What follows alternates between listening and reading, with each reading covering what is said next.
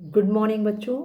आज ग्रामर के इस क्लास में, व्याकरण के इस क्लास में मैं आपके सिलेबस में एक ये दी हूँ ऐसे, मेरा प्रिय ऋतु।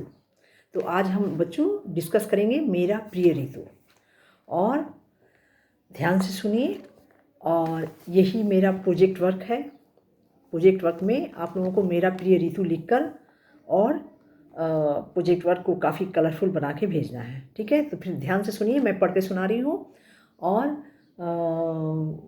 इसको मैं सेंड भी कर दूँगी। तो ध्यान से सुनिए। मेरा प्रिय ऋतु, मेरा प्रिय ऋतु वर्षा ऋतु है।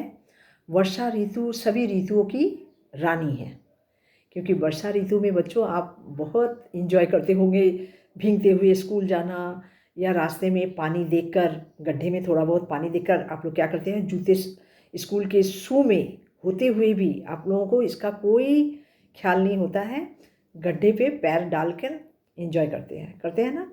और आपका जो शू है वो गंदा होता है, वो तो आपकी मम्मी का हेडेक है, आप लोगों का तो है नहीं, सोचते तो आप लोग कम ही हो। तो क्या है ये ऋतु की रानी? वर्षा ऋतु।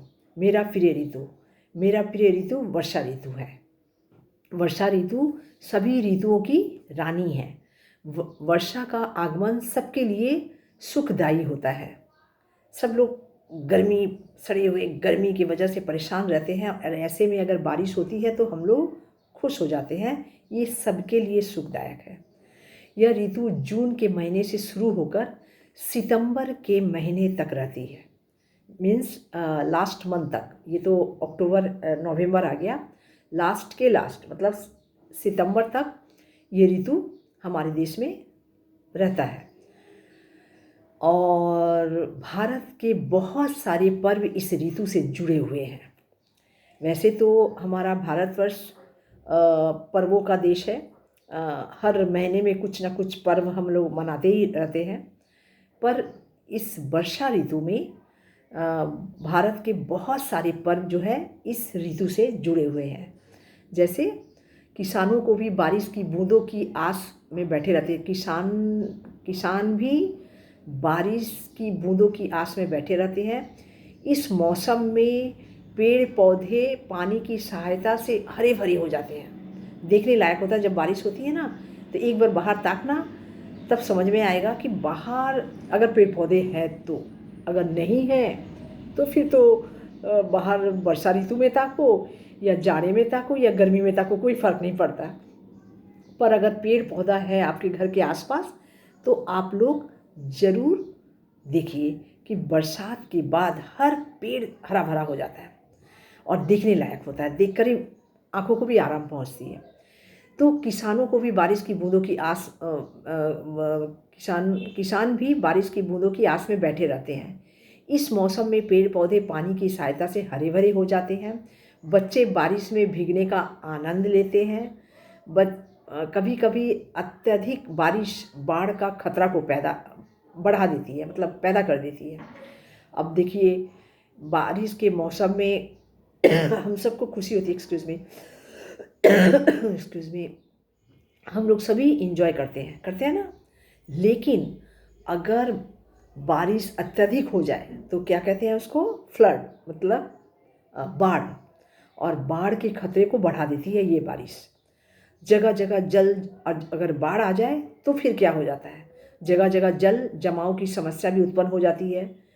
हर जगह से आप पैदल चल के जा नहीं सकते, क्योंकि जल जमा होने की वजह से क्या होता है, गंदे पानी में पैर डाल के जाना मतलब इन्फेक्शन होने का भय रहता है। तो हम लोग मतलब जल जमाव की वजह से बहुत सारी समस्याएं उत्पन्न हो जाती है।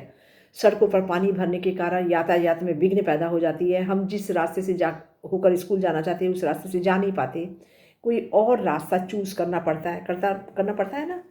और उस गंदे पानी में अगर पैर टच हो जाए तो फिर खुजली, बहुत सारी स्किन के इन्फेक्शन शुरू हो जाते हैं।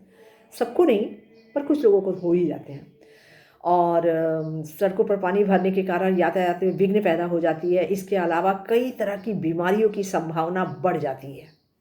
कई तरह की, अभी देखिए टीवी में दिखाया जा रहा है ना कि आपके घर के सामने अगर पानी जमा हुआ है तो जमने मत दीजिए, क्योंकि डेंगू के मच्छर उसमें पैदा होंगे और अगर डेंगू हुआ तो फिर मुश्किल है, क्योंकि डेंगू का उपचार होने के 1 हफ्ते के अंदर ही देखा जा रहा है कि पता लगते लगते कि बुखार का वजह क्या है, इसके पहले ही पेशेंट अल्लाह को प्यारे हो जा रहे हैं। तो बहुत ख़तरनाक बीमारी है डेंगू। इसलिए बच्चों, आपके घर के सामने भी अगर पानी जमा हुआ है तो आप जमने मत दीजिए, ठीक है। और अतः हम सबको वर्षा ऋतु में कुछ एहतियात बरतना चाहिए। क्या एहतियात बरतना चाहिए? पेय जल को, मतलब पीने वाले जल को उबाल कर पीना चाहिए वर्षा ऋतु में, और बाहर का खाना नहीं खाना चाहिए, और बारिश के पानी में ना घूमें। वर्षा ऋतु में प्रकृति वर्षा की शीतल जल पाकर, वर्षा ऋतु में प्रकृति वर्षा की शीतल जल पाकर मानो हरे वस्त्र धारण कर ली हो। ये बात तो है, ये तो कवि की कल्पना है, क्योंकि पत्ता के ऊपर अगर बरसात की पानी गिरने की वजह से पत्ता अगर एकदम से हरा दिखने लग जाए तो क्या महसूस होगा कि वो हरा वस्त्र पहने हुए है। यह ऋतु कवियों को लिखने की प्रेरणा देती है। बात तो सच है।